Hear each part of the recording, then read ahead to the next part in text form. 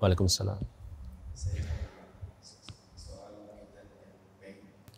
Jadi masalahnya adalah berkaitan dengan bank. Jadi ada orang kata bank apa? Masuk bank Islam ke? Masuk bank Islam. Bila dibuat pinjaman tu pasti ada riba juga. Jadi kita masih boleh nego kan nak kata riba ni sebenarnya halal ataupun kita mesti tetap kata riba tu haram. Betul ke? Soalan dia. Okay. Jawapannya riba tidak boleh dihalalkan. Ya? Sebab riba tu keharamannya tu pasti. Dia bukan benda khilaf. Bahawa riba tu haram, ijma'. Maka tak boleh kita kata riba tu halal. Tak boleh. Baik. Habis itu pasal apa ada yang kata boleh pula kita berurusan dengan bank? Kalau di Mesir, bukan bank Islam je. Bank konvensional pun ada ulama' dia kata boleh. Bank konvensional. Kalau di Malaysia, ramai sekolah-sekolah kita kata bank Islam tak apa. Kalau nak buat apa, nak beli rumah, nak beli kereta, jangan ambil bank konvensional. Itu riba. Ambil bank Islam. Itu tak riba. Jadi kita kena faham, beza antara ulama' bukan riba halal ke haram. Itu tak ada khilaf. Itu maklum dah bahawa riba itu haram. Tapi beza antara mereka, hak ni riba ke bukan? Ni hak dia buat ni riba ke bukan? Saya ambil contoh yang agak pelik lah, kalau di negara kita pelik. Di Mesir ada ulama'-ulama', termasuk Syekhul Azhar, Syekh Tantawi, termasuk Syekh Ali Jumaah. Dia kata yang berlaku di bank itu tidak boleh dikelaskan sebagai riba. Kerana dia melibatkan fiat money. Kalau ikut fatwa para ulama dalam mazhab Syafi'i, riba tidak berlaku selain daripada emas dan perak. Satu. Yang kedua, kalau kita tengok fiat money sekarang, dia tidak macam awal-awal dulu. Fiat money ni duit kertas lah.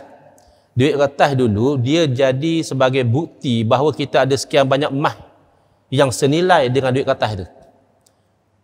Tapi, start daripada tahun 19 berapa, hak tu dah tak berlaku. Duit emas tu tidak lagi duit kertas tu tidak lagi menggambarkan nilai emas. Waktu kadang-kadang dia boleh jadi drop dengan mendadak. Dulu saya ingat masa saya belajar di Jordan, 1 dinar Iraq bersamaan RM8 Malaysia. Lah, dinar Iraq berapa nilai? Pasal dia bukan bersandar pada emas dah. Dia bersandar pada kestabilan politik, kepercayaan pelabur, itu ini, nilai itu boleh naik turun. Maka hak macam ni tak berlaku riba.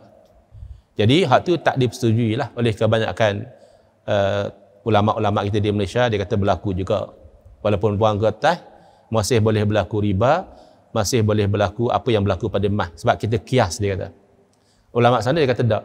Emas lain, fulus lain. Jadi itu dah satu perbezaan. Bukan ada orang tak faham. Ni macam mana Ustaz Syahli Jemaah menghalalkan riba? Na'udzubillah. Ulama' menghalalkan riba tak. Tapi dia kata riba tidak berlaku. Dan itu ada sandaran dalam kitab-kitab mazhab Syafi'i. Fulus tidak berlaku riba. Tak setuju, maknanya benda itu khilaf. Sementara dalam konteks Malaysia, kita kata walaupun fiat money, oleh kerana kita kiaskan dia kepada emas dan perak, maka akan berlaku riba. Kalau hang bagi pinjam 100,000, hang suruh bayar 150,000. Maka itu riba dan hukumnya adalah haram. Itu pendirian rata-rata di Malaysia. Tetapi dalam perbankan Islam tidak berlaku pinjaman. Kalau berlaku sangat jarang, biasanya pada staf dia. Kerana bila dia bagi pinjam, dia tak boleh minta lebih. Sedangkan bank institusi perniagaan. Bila institusi perniagaan, dia nak buat untung. Kalau institusi kebajikan, dia nak tolong lah. Oleh kerana itu, oleh kerana tak boleh buat untung melalui jalan pinjam. Kullu qardin jarra naf'an fahuwa riba. Setiap pinjaman yang menarik manfaat itu adalah riba. Maka apa yang dibuat oleh bank-bank Islam di Malaysia, dia pergi kepada jual beli, dia pergi kepada sewa menyewa. Contoh, saya nak beli rumah. Rumah harga 100,000. Saya tak ada lah cash 100,000. Tapi nak-naklah beli rumah tu, kena sangat dengan cita rasa saya. Jadi saya pergi kat bank konvensional. Saya kata saya nak beli rumah, saya nak 100,000, bank kata ambil 100,000, hang bayar 150, riba. Baik. Jadi saya pergi kat bank Islam. Saya kata saya nak rumah ni harga 100,000, saya tak ada duit. Jadi dia kata saya boleh tolong. Kalau beli dengan saya jual harga ansur-ansur, boleh bayar bulan-bulan je. Tapi saya akan markup lah. Saya peniaga. Takkan saya jual harga modal. Saya akan beli daripada tuan rumah tu harga 100,000, saya jual kat tuan harga 150,000. Tuan setuju tak? Setujulah kalau boleh bayar bulan-bulan. Tapi kalau bayar cash saya tak mampu. Okey, tak apa, kita kira tengok. Ini tuan kena bayar tiap-tiap bulan. Macam mana? Okey. Bukan kita saja dia tanya, bank akan tengok pula slip gaji kita. Agak-agak kita boleh bayar. Dua-dua setuju. Barulah berlaku akad jual beli tadi. Bukan akad pinjaman. Jadi orang tak faham, dia kata bank Islam apa? Bagi 100,000 suruh bayar 150. Mana boleh? Dah.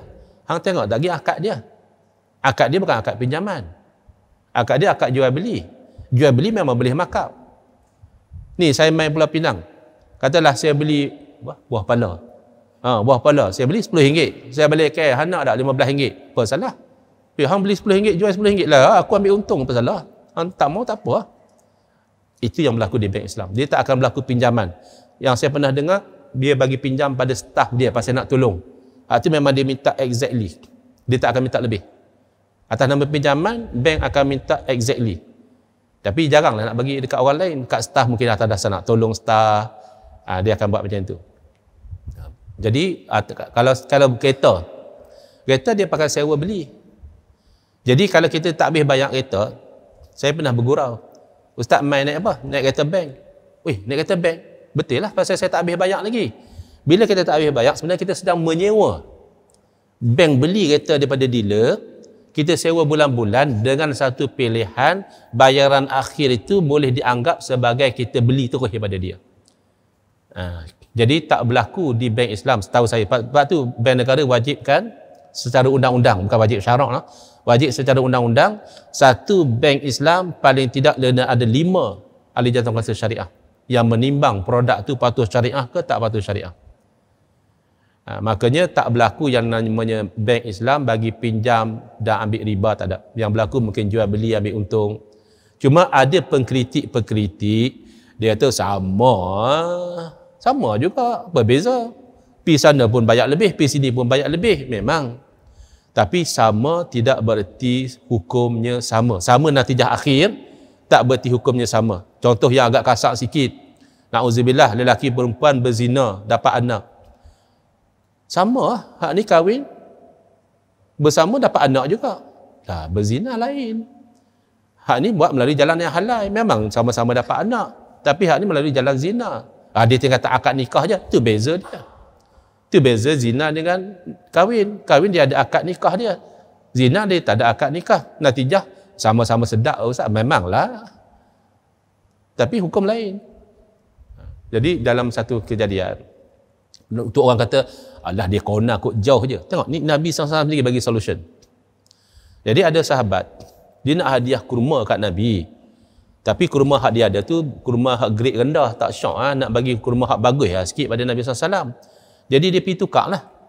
Saya tak ingatlah jumlah sebenar, tapi katakanlah, kurma hak dengan dia tu, katakanlah 2 kilo. Tapi dia nak kurma hak bagus. Dia pergi tukar dengan kurma hak bagus, tapi kawan tu bagi 1 kilo lah. Dia pun bagi pada Nabi SAW, Nabi kata, ainur riba. Riba hang buat tu. Pasal kurma sama kurma, dia kena tukar sama. Kalau 2 kilo, 2 kilo dua-dua. Kalau 1 kilo, 1 kilo dua-dua. Tak boleh hang bagi 2 kilo, hang ni bagi 1 kilo. Maka hak beza 1 kilo tu riba. Nabi nak buat lagu mana? Nabi SAW bagi tahu, hak 2 kilo tu hang jual dulu. Ni contoh ya 2 kilo lah. Hang jual, duit tu hang pergi beli, tak 1 kilo. Natijah sama dah? Sama, tapi hukum beza. Pasal satu, hang tukar duit dengan kurma, bukan riba. Ya. Ya, dalam muamalat, kebanyakan yang membezakan hukum dan juga bagaimana dia berfungsi adalah akad. Mana kalau akad ijarah sewa beli, lain fungsi dia. Dia akan mentransferkan manfaat saja. Tapi kalau jual beli, benda pun transfer sekali. Dan musyarakah lain pula. Partnership, kadang-kadang ada akad musyarakah dengan bank. Musyarakah ada musyarakah perniagaan, ada musyarakah jual beli, kita kongsi beli. Jadi kena tak boleh dengar cakap orang sajalah. Kadang-kadang orang dia sembang tapi asas sembang dia tu tak ada. Wallahu a'lam.